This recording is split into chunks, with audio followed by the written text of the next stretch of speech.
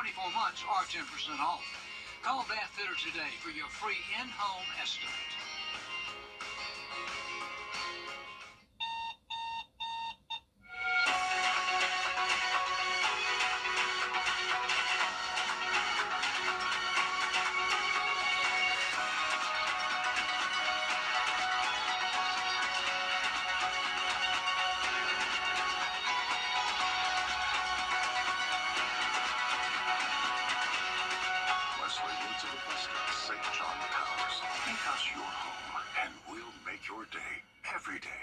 Hungry for a big night? Or of child abuse or neglect. Trusted adult relationships are critical for youth becoming successful adults. Be the one to support and strengthen children and families. Get involved today. God is giving you more of what you love. Please. Oh, that was abrupt. More stars. More laughs. And more. Weekday mornings at 9 on News Channel 6.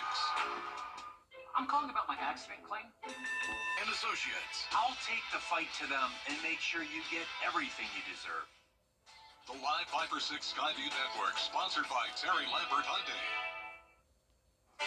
We have a Fight for 6 alert day in effect early Wednesday morning as we track strong to severe storms capable of producing damaging wind gusts, tornadoes, and hail. All those details coming up. Right now on News Channel 6 at 6, checking in on one city department.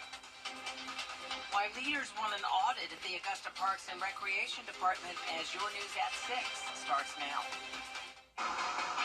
Live from Television Park, this is WJBF News Channel 6 at 6. Good evening, everyone. I'm Jenny Montgomery. I'm Brad Means. Thanks for joining us. Coverage you can count on begins with the Augusta National Women's Amateur. The ladies teed off this morning for the practice round at Champions Retreat Golf Club in Evans.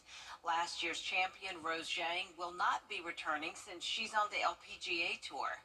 Wednesday and Thursday, the ladies will play at Champions Retreat. Everyone in the field gets to play at Augusta National on Friday, and then Saturday's final round will be for those who made the cut. We have been following the story of competitor Asterisk Tally, a unique player this year for a few reasons. There's Hannah Latier, live on a windy Tuesday at Champions. Hannah? Guys, 15-year-old Tally is making her ANWA debut as the youngest player this year, but that's not stopping her from pursuing the title. She's a two-time drive, chip, and putt national finalist and has 3 top 15 finishes in 2024, including a recent win in March at the Girls Junior Invitational at Sage Valley in Graniteville. The freshman in high school is young but confident, and we know that age doesn't make much of a difference here, which was proven when Anna Davis won the 2022 Women's Amateur at just 16 years old. But one of the most interesting things about Asterisk Tally is her name, which means little star in Greek.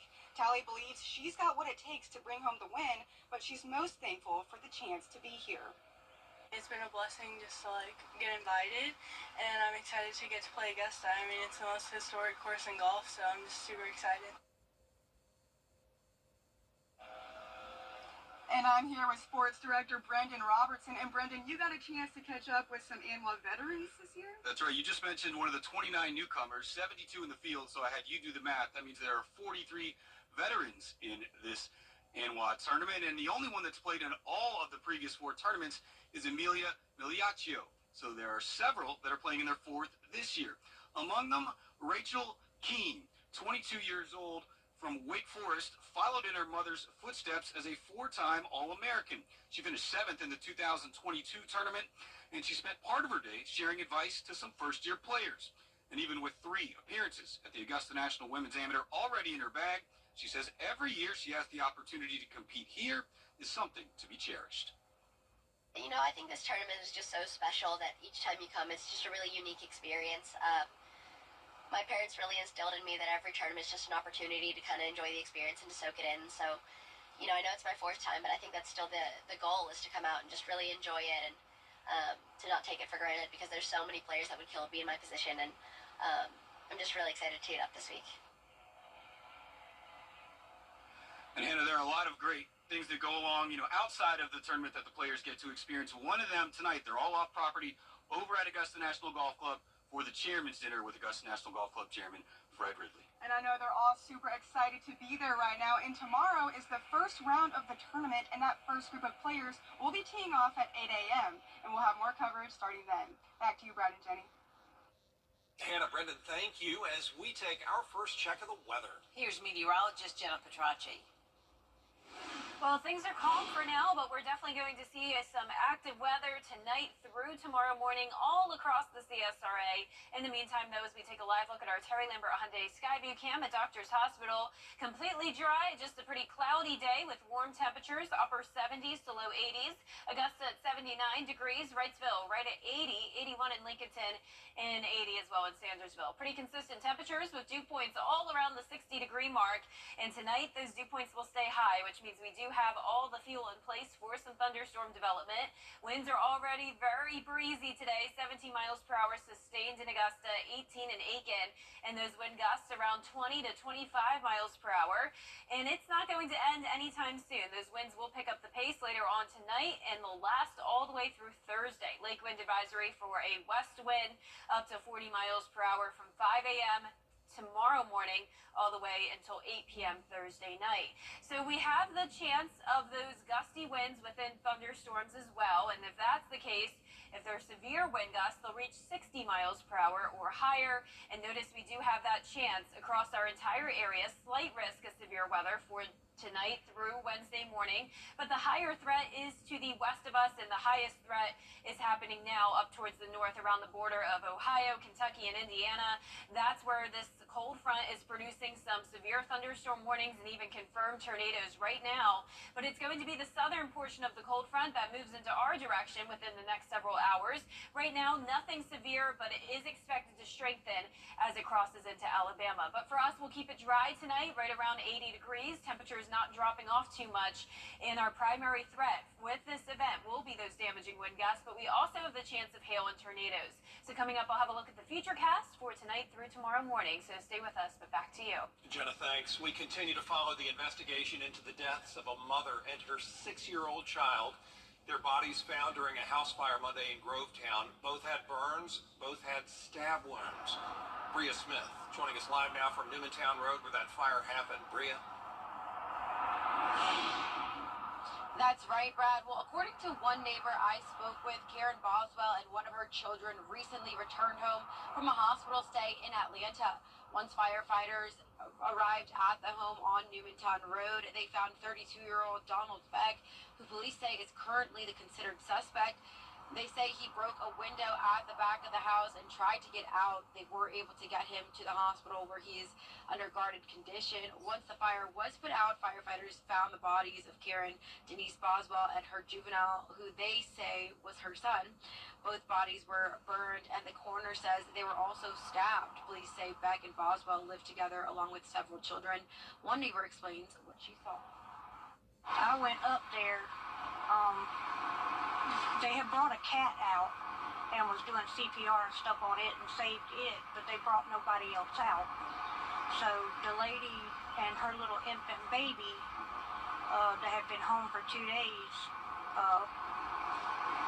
they never brought them out. So we automatically, knew that they had perished. Donald Beck is now in custody at the Columbia County Detention Center and is charged with 2 counts of murder and 1 count of arson. Live in Grovetown, Bria Smith, WJBF, News Channel 6. All right, Bria, thank you. Augusta commissioners taking a major step to look into the finances of a city department. City leaders voting 6-4 this afternoon to audit several programs in the Parks and Rec Department. Here's George Escala.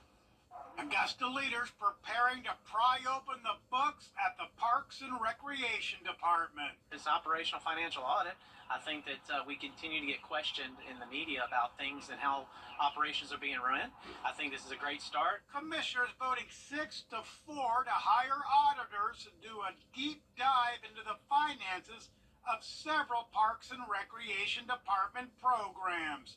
This coming after former Director Maurice McDowell resigned under pressure in February. Where transparency is concerned, we should do what we need to do to make sure that all of our dollars are accounted for.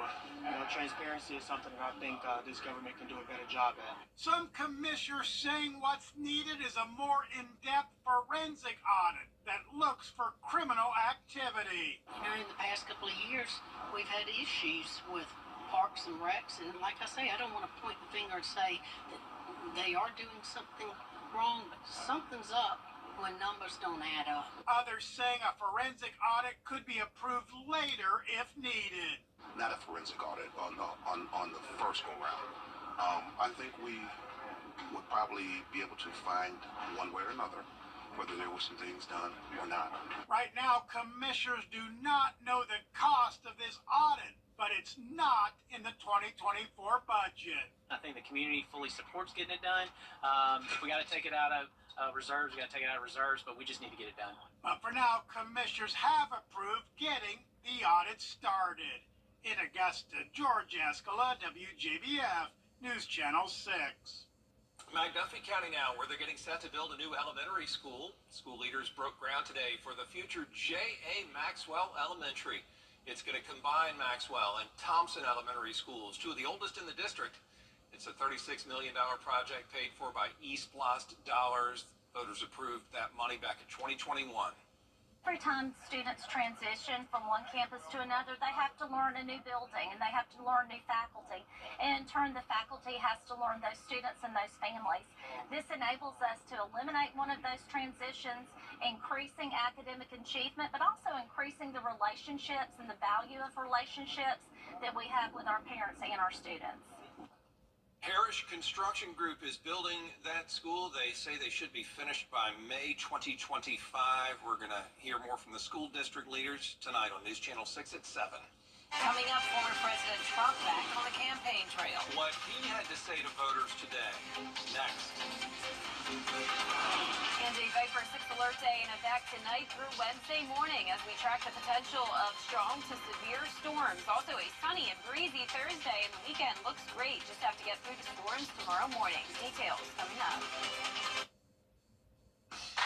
On all new Nissans, you're going to receive an additional miracle discount up to $1,500 on top of all factory discounts. And it's Community Appreciation Month, so you choose who gets our charitable donation for your deal this month. Learn more at Miracle Nissan of Augusta or Miracle Nissan of North Augusta.com, Facebook, or Instagram. Every day, ordinary people in the CSRA do extraordinary things to serve our community. Each month, News Channel 6 recognizes these outstanding volunteers with the Giving Your Best Award. Do you know an everyday hero who goes the extra mile to help others? Nominate them for the Giving Your Best Award by visiting WJBF.com and filling out the entry form. Sponsored by Science Co., Piedmont Augusta, Security Federal Bank, and News Channel 6. Former President Donald Trump back on the campaign trail for his election bid. He spoke to voters in Michigan and Wisconsin today, talking about border policy, saying President Biden has... Jenna joins us now for a look at the forecast. Well, a lot of the eastern half of the country dealing with the severe weather setup with a high threat of tornadoes in parts of western Georgia. For us, a medium threat. I'll have more details on that tornado threat and our damaging wind and hail threat after this break. Step into the future of Florida. Concrete coatings of the South, where quality meets excellence. To get the weather, you need to see the whole picture. That's why Live Viper 6 gives you the Skyview Network. Get a live view of traffic and weather from all over the CSRA. Available online 24 hours a day at WJBF.com and the free Live Viper 6 mobile app. The WJBF Live Viper 6 Skyview Network. Powered by Terry Lambert Hyundai. Low prices, big selection, and committed to quality customer service. Let's face it, news is complicated. That's why WJBF.com makes it easy. Get clear, accurate stories that don't waste your time. Plus, get the latest video in one click with WJBF Plus. Get it all at WJBF.com. The Good Morning Augusta Coffee Club on News Channel 6. Sponsored by Honda Cars of Aiken. Shop online today at HondaCarsOfAiken.com. Now, your most most accurate forecast with WJBF Live 5 for 6. Welcome back. Here's a live look back out at Champions Retreat Golf Club. You can see it is so windy outside, and believe it or not, this is just the beginning of it. The winds aren't even strong enough to have an advisory in place just yet, but as we go into around 5 o'clock tomorrow morning, we will have a wind advisory in effect, and it lasts all the way through Thursday, on top of some storms moving in. So definitely prepare for some windy conditions over the next couple of days. Now, as we take a live look at our Terry Lambert Hyundai Skyview cam, you can see our flag is blowing quite a bit here as well. American flag at the airport, also very windy. We have the clouds outside. It's warm, 79 degrees. Southwest wind coming in at 17 miles per hour. Dew points are getting higher, up to the upper 50s and low 60s.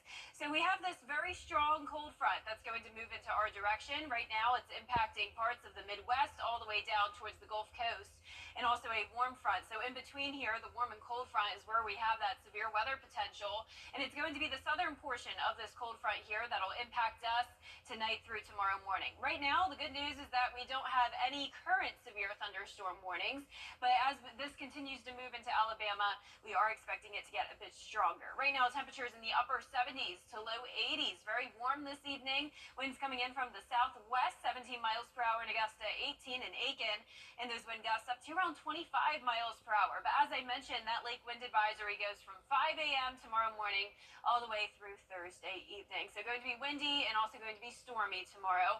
And if we have any severe thunderstorms form, those wind gusts will be even higher than 40 miles per hour. They'll be up to around 60. Starting out in the upper 60s tomorrow morning, definitely another warm day, and a little bit cooler in the afternoon, though. We'll have the cooler air move in behind these storms with highs only in the low 70s, and we'll eventually see some sunshine tomorrow morning as well, or tomorrow afternoon.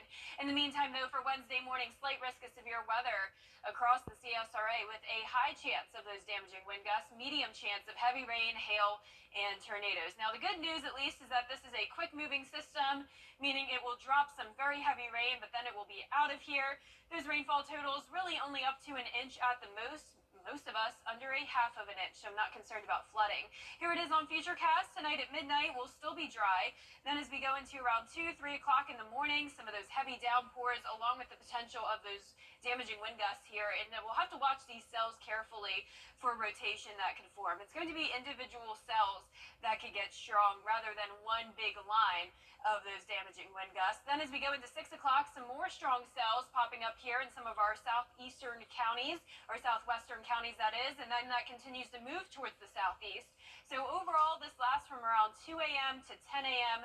on Wednesday, but then notice by the lunch hour, a few more showers, but we'll start to see those clouds break apart as well. Here's the big picture of things. It's the cold front that's going to be impacting us, warm front to our north, so we are in that potential area of severe weather. Then as it moves through, we'll still have this low pressure generating some gusty winds for us Wednesday night into Thursday, and high pressure will come in from the north, shifting our winds to the northwest, bringing in a lot of cold air to finish off the week. So a low of 66 tonight, but then our lows drop all the way down into the upper 30s into the weekend. But for tonight, 66 in Augusta, 67 in Aiken. Highs tomorrow, not much higher than that, only topping off at 73 in Augusta, and that 10-day forecast showing the alert day just for Wednesday morning. It's going to be a sunny rest of the week. Beautiful weekend, just very windy on Thursday. Then next week, we'll start to see the clouds build back in, along with some chances of rain. Now, congratulations to today's umbrella winner. That is Letitia Knox from Augusta. You won a Viper 6 umbrella. Congratulations. You can pick that up here at the station and sign up to win yours on WJBF.com. All right, Jenna, thank you. Coming up, we go back out to Champions Retreat for more from the Augusta National Women's Amateur. Yeah, those competitors are trying to keep their focus with the possibility of competing at Augusta National, hanging in the balance in sports. From scheduling your On paper, we have to redefine what being a strong man is. And heal, love, your mind. on the season premiere of Collector's Call on MeTV. We're starting out big this season. Stuart's collection is mind-blowing. Our biggest classic TV collection ever. You've got Batman, Robin, Wonder Woman, Star Trek, Barney 5. Featuring Here's Johnny Carson said, hi-oh. and buckle up for a tricky TV trick. Whoa, that's a big ask. Sundays at 6:30 on MeTV, WJBF 6.2. Exciting and new.